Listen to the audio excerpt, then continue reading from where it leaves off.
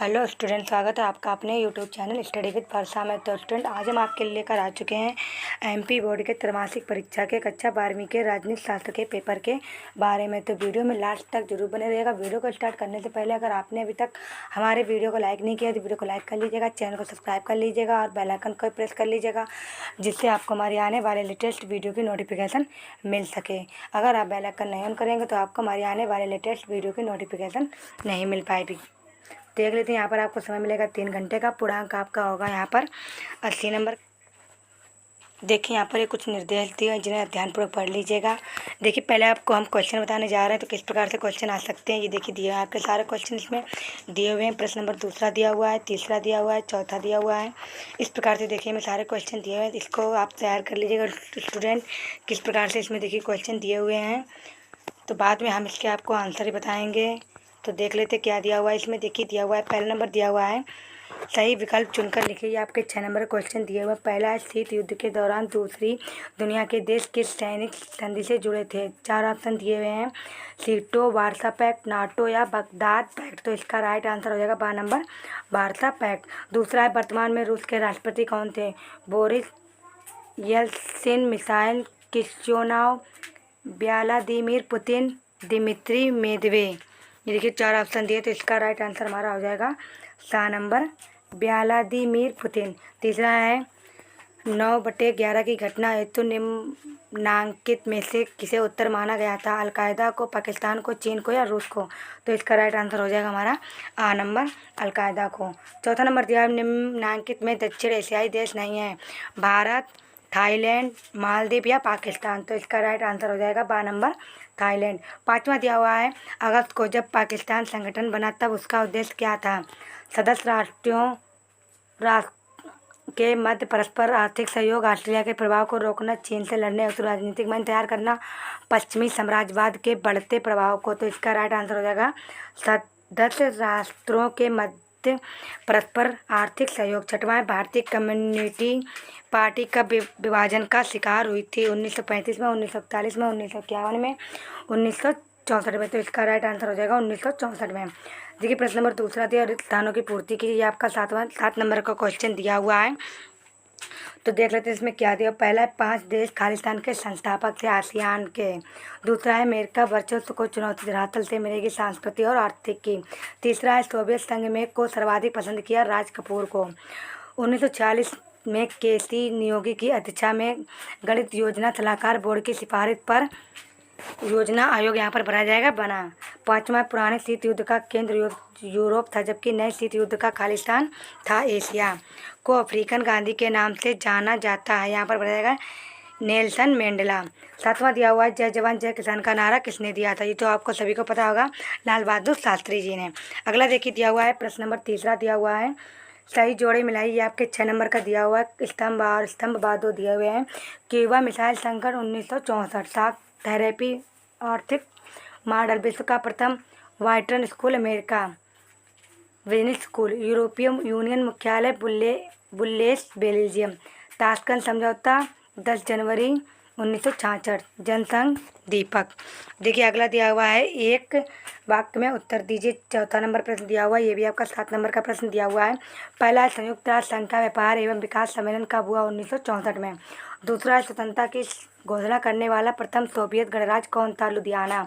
तीसरा है, ताशकंद किस देश की राजधानी है। उज्बेकिस्तान की। चौथा है, सद्दाम हुसैन ने कब आक्रमण किया। 30 दिसंबर 2006 को।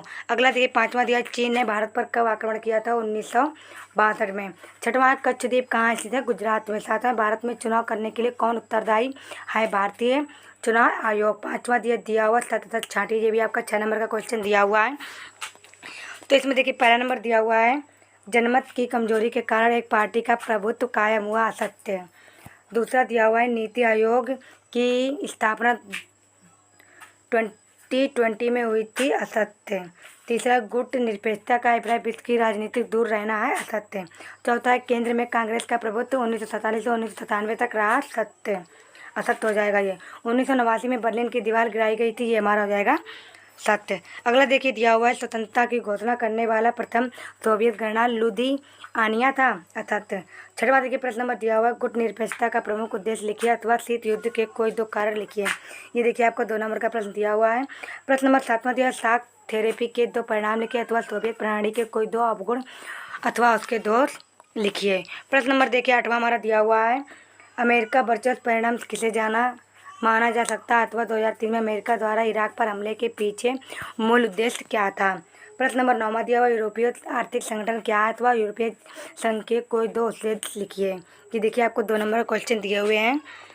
प्रश्न नंबर देखिए 10वां दिया हुआ है, भारत श्रीलंका मतभेद के 2 कारण लिखिए।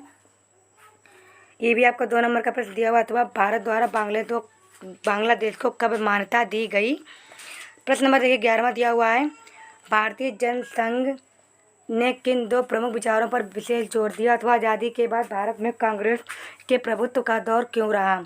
प्रश्न नंबर 12वां दिया हुआ है, नीति आयोग के क्रियाकलापों में उसकी अहम भूमिका रही अथवा आर्थिक नियोजन से क्या अभिप्राय है।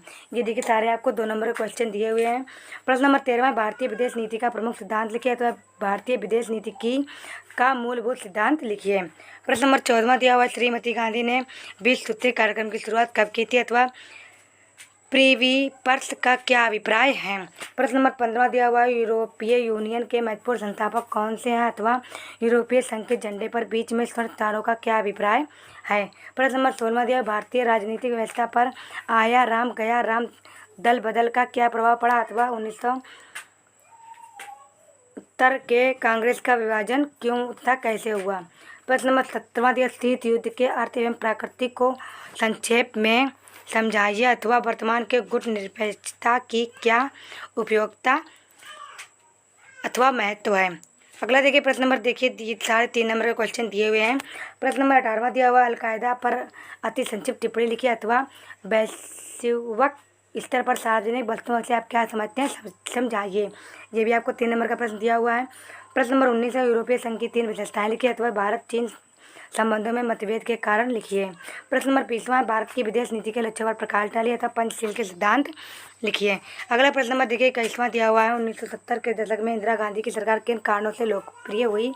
कोई 4 लिखना होगा अथवा 1967 के चौथे आम चुनाव में कांग्रेस के समझ कौन से प्रमुख चुनौतियाँ थीं। ये देखिए 4 नंबर क्वेश्चन दिया हुआ है। प्रश्न नंबर 22वां दिया, भारतीय जनसंघ तथा स्वतंत्र पार्टी के बीच प्रमुख अंतरों का उल्लेख कीजिए अथवा प्रारंभिक वर्ष में भारत में एक दलीय प्रधानता के प्रमुख कारणों की विवेचना भी कीजिए। देखिए 4 नंबर का क्वेश्चन दिया हुआ है।